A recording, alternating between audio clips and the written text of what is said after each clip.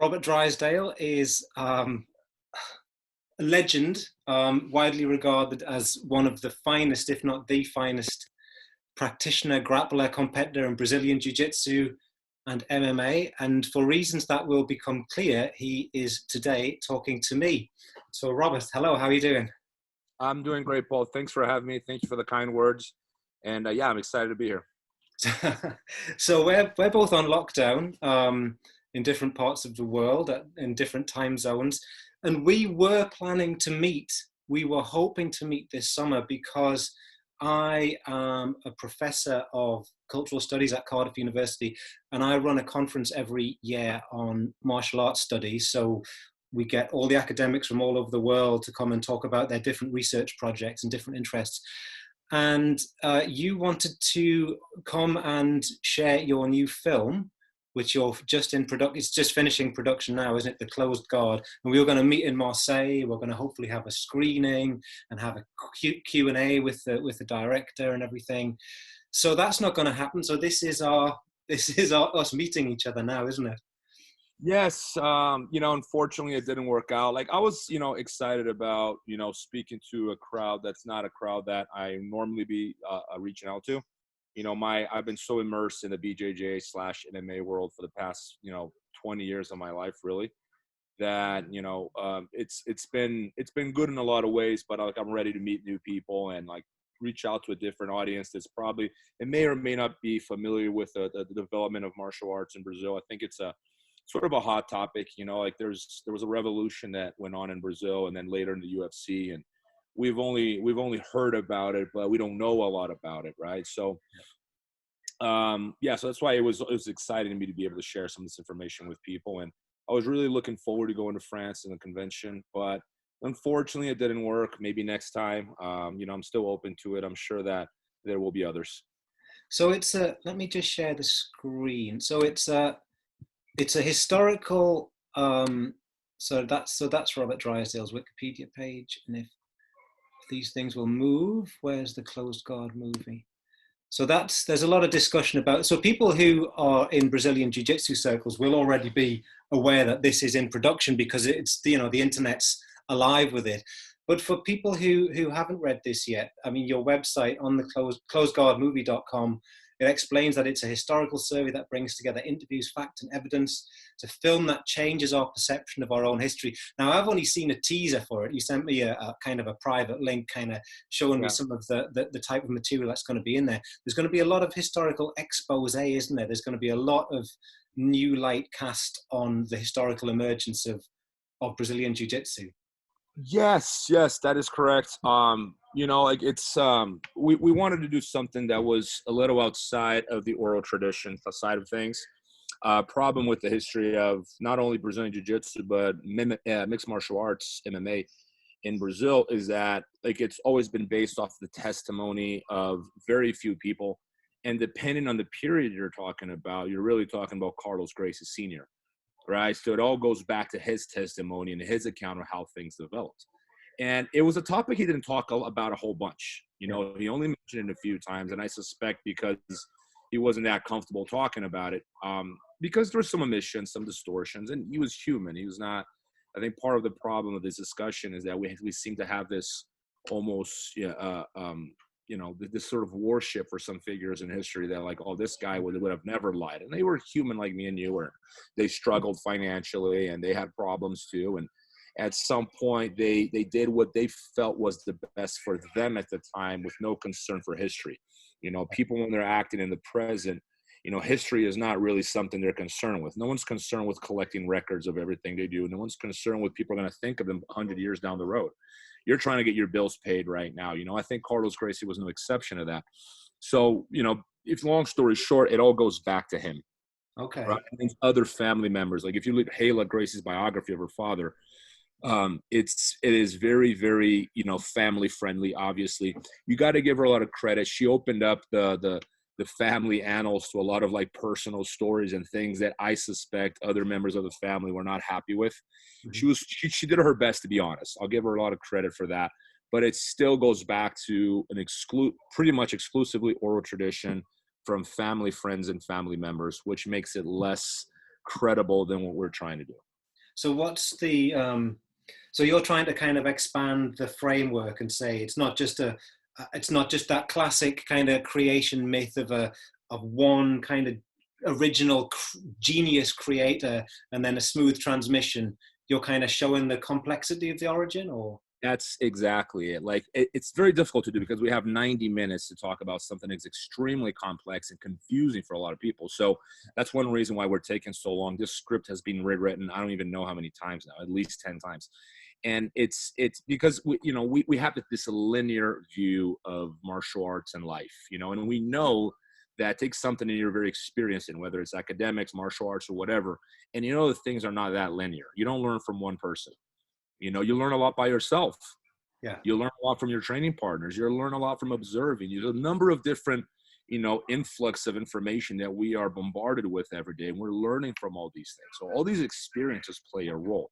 So that top-down sort of linear interpretation of master teaching the student, like pouring the knowledge into the vessel, I think that's a very Hollywood-like approach. I think it's a very romantic approach. I think it's very idealistic. It's not realistic. Speaking for myself, I've had multiple teachers, but I say this without fear of offending anyone. I feel very strongly about this. I have learned more from my training partners a lot of times, just by, not because they were talking to me, because we were going to war every day and they were forcing me to do things and think things in a way that I would have not have thought of had I not reacted to my actions. So yeah, that interaction, I call it an arms race, right? I'm trying to outdo you, you try to outdo me. It's an arms race, right? yeah, That's your ultimate teacher right there, right? But we do obsess over lineages. And I think that's part of the problem. And we're trying to explain that it's not so simple. The evolution of Brazilian Jiu-Jitsu is not linear, it's bushy. It's yeah, like a bush. It goes in many directions. It goes back. It comes back. It picks up from judo. It picks up from catch wrestling. The rivalry with the Japanese plays a huge role in how BJJ is going to move away from its mothership, judo. I like to say that, we shouldn't call it Brazilian Jiu-Jitsu. We should call it Brazilian judo. okay. When the Japanese saw Brazilian Jiu-Jitsu, they're like, why are they calling it Jiu-Jitsu when it's clearly judo? Yeah. That was kind of their initial reaction. This is just modified judo. Why are you guys calling it jiu-jitsu? Which meant something completely different to them. Yeah. Something far more archaic. And so that's kind of what we wanted to do, and not really take credit away from anyone, but give due credit. And it's not been easy because there's a lot of people, and no matter how good of a job we do, we're going to have to leave some people out. Yeah. The bush is too big, put it like that. Yeah. So what was your primary research? How did you find the archives, or know who to speak to, or where to? I mean, how did you? Because you're Brazilian. You can speak Portuguese. You can maybe read Portuguese, and so I mean, did you go back and forth and look around different archives, or what was the process there? So I became increasingly interested in the story out of the blue. Ironically, like, history has always been a passion of mine since my childhood. My dream was to be an archaeologist, not a martial artist. I had my mind on archaeology for most of my childhood and youth. And, jiu-jitsu took carry my life away. And at some point it came back to me. I remember like a student of mine asking a question, why I didn't have a picture of Carlos and Helio on the wall like everyone else. So that kind of got the ball rolling. Mm-hmm. And I remember, like, once I started looking into this and Googling, I remember like seeing a book at a friend's house in Tennessee. It was called Choque by Roberto Pedreira. It's available on Amazon. It's a big, thick volume. And the title is Choque, the Untold History of Jiu-Jitsu in Brazil. Mm-hmm. Right? Or something. I can't remember the exact subtitle, but like that was the gist of it. And I'm like, oh, wow, I didn't know there was anything like this. So I'm going through the sources, and there were a lot of sources that I didn't even know were available. A lot of sources that I would later learn were all from the Brazilian National Library, or at least most of them. Okay. Because the Brazilian National Library had digitized like their files, I think 2012. And that's sort of like the renaissance of jiu-jitsu history begins around that time, because prior to that, it was oral accounts, or you can do the work manually, right? Like go to the libraries physically yourself and go through them without the use of technology, which everyone knows is a lot more work. And some people had done that, but you're going to have limited results when you do that. Like Tufi Kairos in his dissertation, I think he did an incredible job with the tools that were given him. Yeah. He had to go all over the country to pick up news archives, and he found stuff that not even the Brazilian National Library doesn't have, right? There's some researchers in Brazil that had done the same. But I think the real boom starts in 2012 once those files are digitized and everyone had access to them. Yeah. So I went on to read, all of, Roberto Pedreira's books. Marcial Serrano does some really cool work in Portuguese. So I went on to read his books as well. Some of the same sources, in fact, different interpretations, but same sources. Okay. And then once I realized that most of these files were going back to the Brazilian National Library, I decided to do my own research there. And, I didn't spend as much time in the library as these guys have, but I spent quite some time in there. I was able to find a few original articles that pertain to the origins of Jiu-Jitsu in Brazil, namely Mitsui Maeda promoting 5 Brazilians, possibly to black belt. We're not sure what rank it was, but very likely black belt. None of them were Carlos Gracie, or any Gracie for that matter. So it's suggestive as to how the hierarchy was set in Belém do Pará in the Amazon in Brazil. Yeah. Carlos Gracie did not sit on the top of that hierarchy. It suggests that he was either at the bottom of it or not part of it at all. Oh. He's nowhere, as he mentioned. So it becomes a little problematic. Later, we do find, I find an article. Marcial Serrano finds the same article. We published it around the same time. I think he might have published it a little bit before me, but I didn't know about it till later. But is an article, the only mention of a Gracie during that period is a match between Oscar Gracie and Donato Pires dos Reis. Donato is going to play a very important role later in the story, but Oscar is probably Carlos. The reporter got confused, but most likely Carlos, possibly Osvaldo Gracie. But, it's a mention of someone doing jiu-jitsu, a Gracie doing jiu-jitsu at the time, but they're mentioned as students of Jacinto Ferro, who was a student of Maeda. So right there, we already have a split in the lineage, right? Because if indeed that was Carlos, it becomes clear that he was a student of Jacinto Ferro. Even though Maeda is present at the event, he is not mentioned in the association with Carlos, right? He's never mentioned as an association with Carlos. Everything is based off of Carlos' testimony. So this rewriting is, it's based off of the works of other people, Pedreira, Serrano, Tufi, and others, but mainly, their academic work. So they were a huge inspiration for our production. And we just wanted to tell that story in a film format because we felt that, most people, as they're not interested in academic work. It's too heavy. It's too dense. People are bombarded with information all day. We're fighting for 30 seconds of attention, from millennials. Like they don't want to give you 30 seconds of their attention. So imagine 6,000 pages of academic work. Well, but yeah. A film is. You mentioned Tufi Kairos, and his work is, so I guess each other in the real world. Yeah. And his work is now beginning to be kind of published in English, and he wrote a PhD on the Gracies and the development of Brazilian Jiu-Jitsu. And part of his argument, which I guess you're probably going to delve into as well in the film, is that really the Gracies they kind of were always clambering for position within Brazilian society, and they've always been quite clever, quite cunning players, getting themselves in the right place at the right time so that their name becomes kind of really dominant in relation to Brazilian Jiu-Jitsu or Jiu-Jitsu in Brazil. He uses a term there, patrician ethos. Okay. And I love that because I think he hits the nail on the head and says it very beautifully. It's the Gracie patrician ethos. And they had that, like they still do. Like you can see they're very keen to keep their position in society, and now they call it protecting the family's legacy. And I think it's a great story. Like I think that the family as a whole, it's a lot of people, but a lot of them were amazing people. Like Carlson Gracie to me, like he's a superhero. Like I think George Gracie was a very interesting character. Holmes Gracie seems like a very interesting character. And there are a lot of them that, in my opinion, have done more harm than good. So it's, like any family, you're going to get the good sheep and the black sheep. You're going to get a little bit of everything.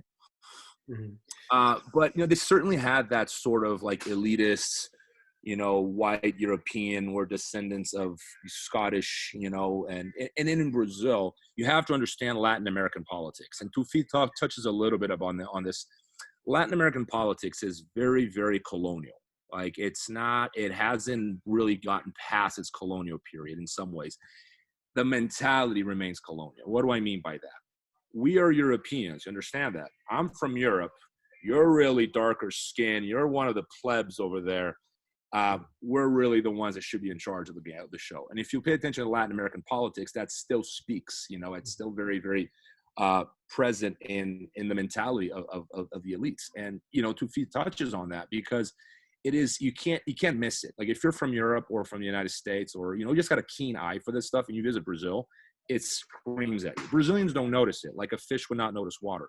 Mm-hmm. But, you know, but they're so immersed in this mentality that they can't really, you know, remove themselves from it. So it's, and the Gracies are part of that. I'll give you an example. Like if you're Brazilian and you have, you know, you have your mother's surname and your father's surname, like most Brazilians do, you, whatever name is more European sounding, that's the one you normally use. Okay. Whether it's your mother or your father, that's not the point. You're going to get the one that sounds more European. You don't want to use Silva unless you don't have a better option. You don't want to use Ferreira and Oliveira. You want to remove those, like the ones that are associated with, you know, with the lower ranks of society. You want to use the one that sounds German, right, or sounds Scottish, or sounds Italian, right?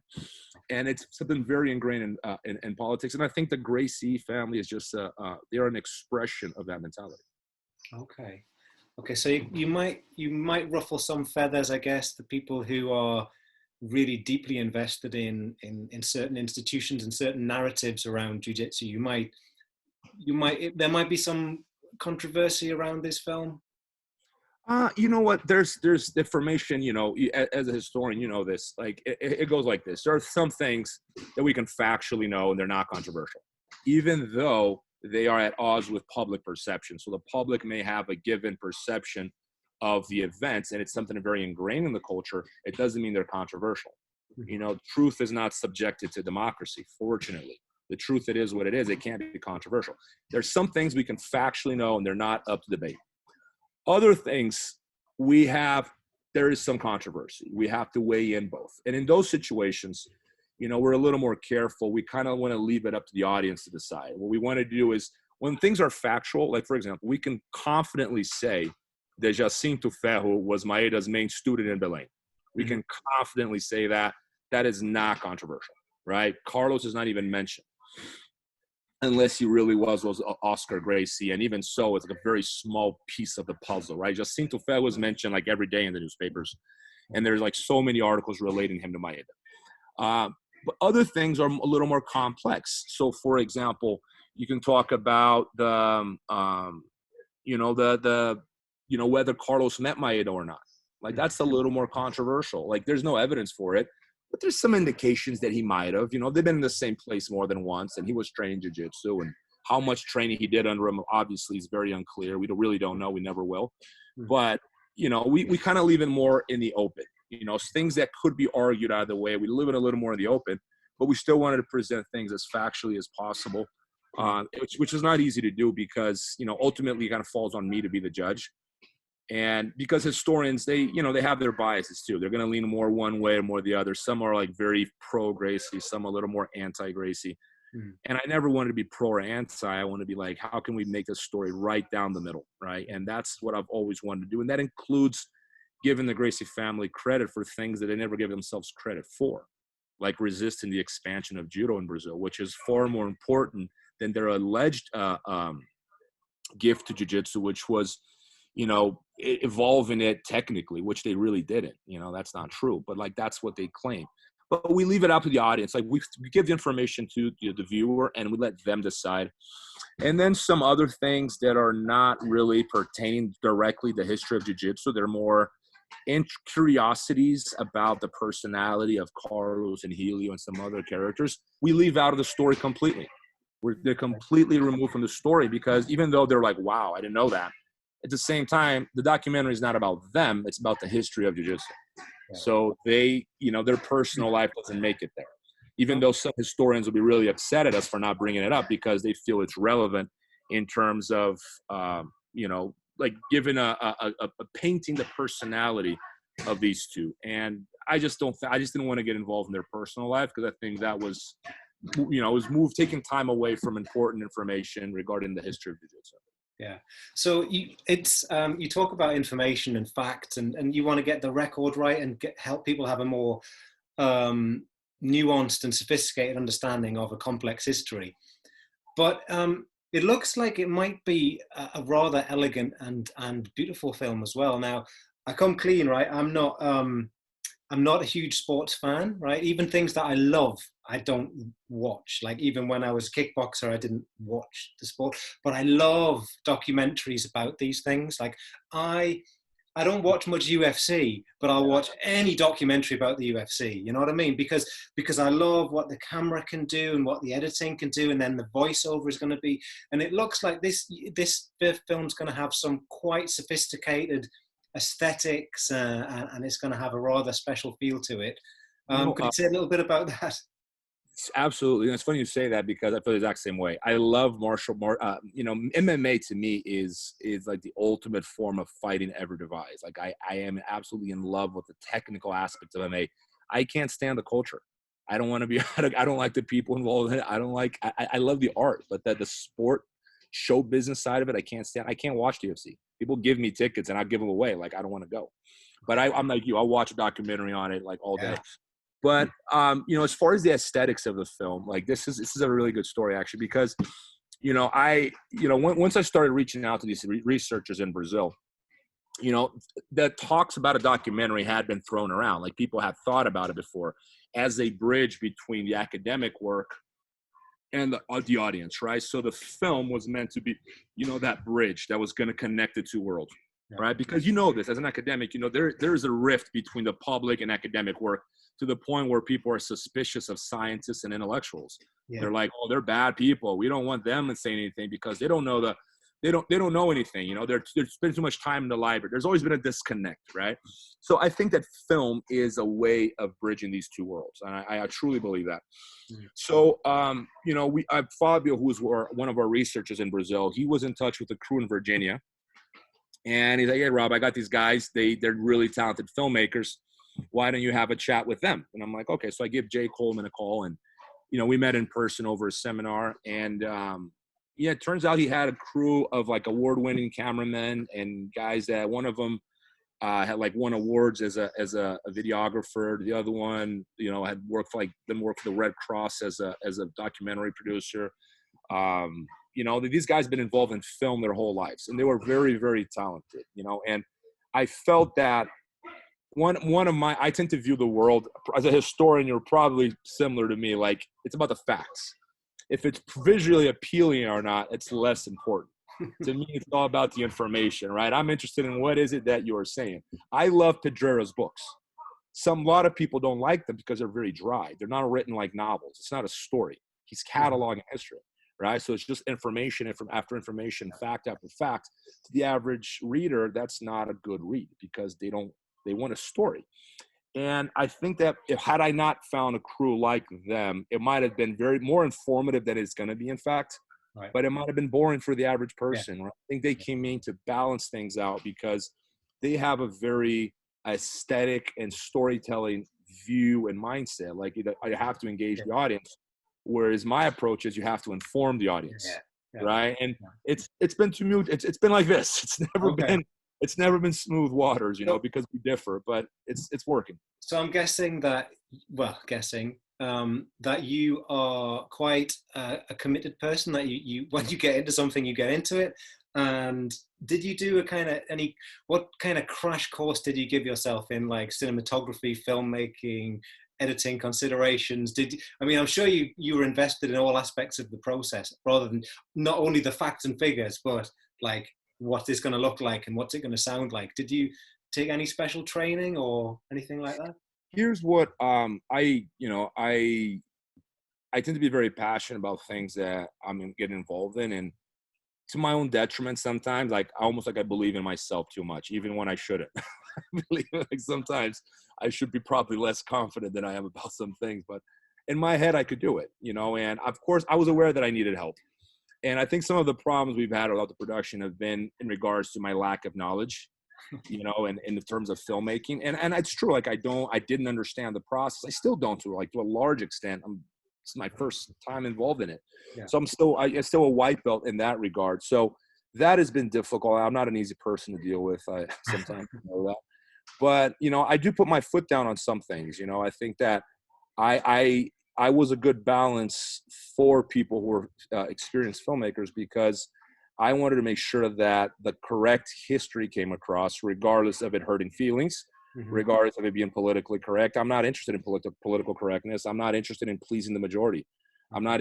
I was always interested in giving people the history as accurately as possible. That was always my MO. Like, it's never been anything but that.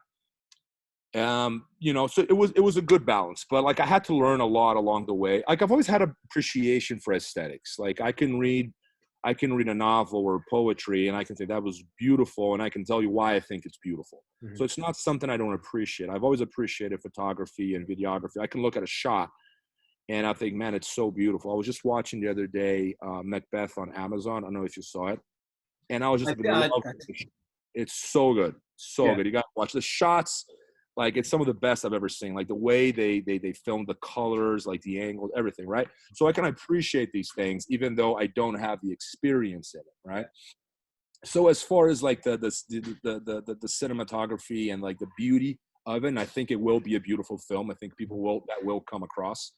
I can't really take any credit for that. Mine has been more like, let's tell history. Okay. That has been my role in the film. With regard to, I'm thinking about, I'm going to share another screen. You talk about film as a bridge, as a kind of mediating link. And I'm just wondering now, because you've gone online. I think that's quite a recent thing. Is this in response to the lockdown and the COVID-19 pandemic and crisis?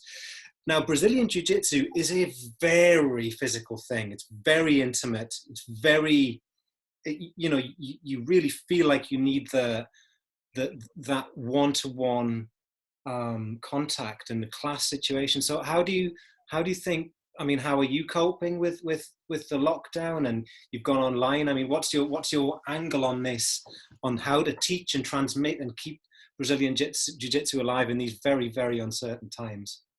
It's a very good question, Paul. Like, I just signed a lease on a building a week before the lockdown on a new building, new gym. So I'm paying rent. I'm about to start paying rent in a gym that has 0 students and I can't even use, just to give you an idea of how dire my situation is. So I'm not too happy about any of this, but I try to stay positive. I'm doing what everyone else is doing. I'm trying to engage with my students online as much as possible. That's always been like it's the only thing we have, right? Pretty much jiu-jitsu practitioners today, they're stuck with the 2 things they hate the most: warm-ups and positions. Those are the 2 things that everyone tries to avoid in practice. There are 2 things that people hate: warm-ups and positions. There are 2 things that people love, and this is what keeps people coming back: seeing their friends, the social interaction, the family feel, right? I call it that social glue, that thing that keeps people coming back together, and like that. Those dynamics are something that are very, very attractive to people. Like, people like belonging.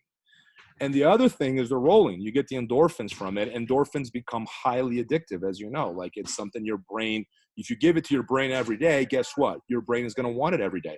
Yeah. So those are the 2 things we're missing. And this is why I've never been too optimistic about BJJ, being an online martial art. Like, I think other martial arts it's easier if you're a boxer. I think so. You can do a lot of work by yourself, or you do karate. There's a lot of things you can do by yourself. Yeah. Jiu-jitsu, you can't. You need someone's body. Oh, buy a dummy. It's not the same. Well, it isn't. It isn't, right. So when I mean, I'm a white belt. I started Brazilian Jiu-Jitsu in December, after like decades of many other things. All my other things were punching and hitting, and this happened, and I just fell into a bleak and black depression, because, like, how am I supposed to replicate this? And only the other day I thought, actually, like, I know how to do the basic moves now. I know how to do an armbar. I know how to do a kimura. I know how to do these things. What I'm crap at, what I don't know how to do yet, is the transitions. So I've just ordered a dummy. I made one on Saturday, like a really bad one out of an old punch bag. But for someone in my position, between knowing nothing and being able to move around, I've got my mojo back again now, because I'm like, this is the stage I'm at. And I can see that. I think that, like, you're trying to get a fix, right? If you compare jiu-jitsu to an addiction, we're like junkies trying to get our fix. Like, what can I do? What can I do? And I compare jiu-jitsu. I've always compared jiu-jitsu to an argument, right? It's an argument. It's an argument with the body. I say this, you say that. We're arguing with our bodies, right? Right. In an argument, you can argue for a long time if you got someone to argue with. But if you're by yourself, sometimes you do argue with yourself. I know I do. I spend a good portion of my day talking to myself. Yeah. But you can only do that for so long before you're like, okay, I'm ready to actually engage with people. Like I think we need that interaction. And if what is true for speech is true for the body and for jiu-jitsu in this case, like I think that we are missing that interaction. And I really think that there's going to be a cultural effect of social distancing in the BJJ community. I think it'll be more difficult to sign people up in the future because moms are going to go like, oh, we can't, let's do something else that has less contact. I think contact is going to be, there's going to be a cultural toll on BJJ. I'll tell you why. My daughters already know they're not supposed to touch anyone. They're supposed to say hello from far away. They're 7 and 9. So we have an entire generation of children that are going to grow up more germophobic than we already were. Now we're going to be more than ever because social distancing is part of our vocabulary. 3 months ago, and you had never heard of social distancing. Now it's like one of the most used words in our vocabulary. Like you can go on Google Trends and say, how many times was social distancing used in 2019? And how many times have been like used in 2020? And then you can see that has been a norm that has been like, it has parachuted into society, right? And BJJ is the opposite of social distancing. So the hardcores will come back, but signing new people up will be more difficult. This has been single-handedly the biggest blow to to BJJ in its history. Like I can't think of anything that has done more damage to the sport than the coronavirus. Yeah, but I guess it's early days. I mean, if they can develop treatments, if they can develop a vaccine, if they can, what are you going to do? What are your plans? Are you going to switch to MMA, boxing, kickboxing, and get people? I'm going to continue. I'm doing the same thing. I think that it's going to be hard, but not impossible. So my students have been surprisingly supportive. Like we lost very few members. I mean, let me take that. We had a lot of members freeze. We took a hit in members, but it was less than I was anticipating. I was anticipating losing half to all my members, and it wasn't close to that. So there was a hit. There was no doubt a hit. But personally, financially, obviously, what you live with is taken away from you. So you're like struggling to break even. Yeah. And probably accumulating some debt at this point. But I'm going to continue doing what I do. This is what I know I've been doing it my whole life. But it has been a bit of an awakening in the sense where you don't really think and realize how much you're dependent on BJJ to live until it's taken away from you and you go, whoa, 100% of my income was dependent on this one particular thing. Talk about all your eggs in one basket, right? Mm-hmm. So I'm 38 and I'm thinking about, I wouldn't change professions, but I'm thinking of ways of like diversifying and not being so dependent on one thing for the future. And I don't think I have a grand plan, to be honest, Paul. It's more like going with the flow. I think we'll be back to business sooner rather than later. Yeah. I think there will be a health impact. Some people aren't going to make it, but I don't want to sound so cutthroat, but this is the way of the world, and it's always been that way. Like viruses wipe out a big chunk of the population. I think we're dealing better with this crisis than any other period in history. Like we're doing way better considering the size of the world population. Mm-hmm. We haven't lost that many people when you compare it to other plagues in the past, like other pandemics in the past. Mm-hmm. So I think we're doing all right as a civilization. It's just that, viruses have been at war with humans for hundreds of thousands of years. Mm-hmm. They're not going anywhere. I mean, we will be gone before they are. Like viruses are here to stay. Like they're not going anywhere, and we have to accept that. Yeah. Well, I guess we should end on a happy note, and I think that maybe the film will come out and it will precipitate a revolution in people going, I'd never thought of Brazilian Jiu-Jitsu. I must seek out that Robert Drysdale's his club, and maybe we'll all be millionaires by Christmas. I don't know. That'd be nice. But Robert Drysdale, yeah. No, I'm sorry. Just going to no, and I hope I don't sound negative. It's never my intention, but I like the realistic approach to things, and I do think that we will survive as a martial art. People will.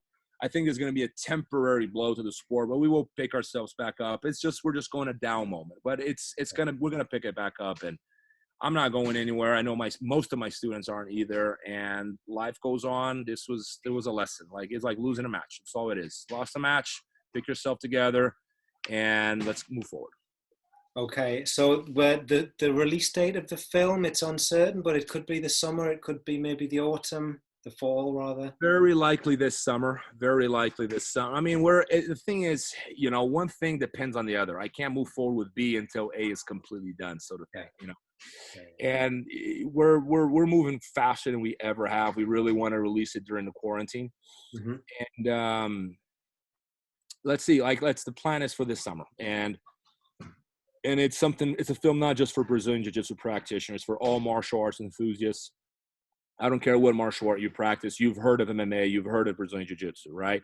This is a story of MMA and of Brazilian Jiu-Jitsu told in a way that, you know, most likely you've never heard of. So, you know, I hope that everyone enjoys. Okay, Robert. Thank you so much. Thank you very much. Thank you.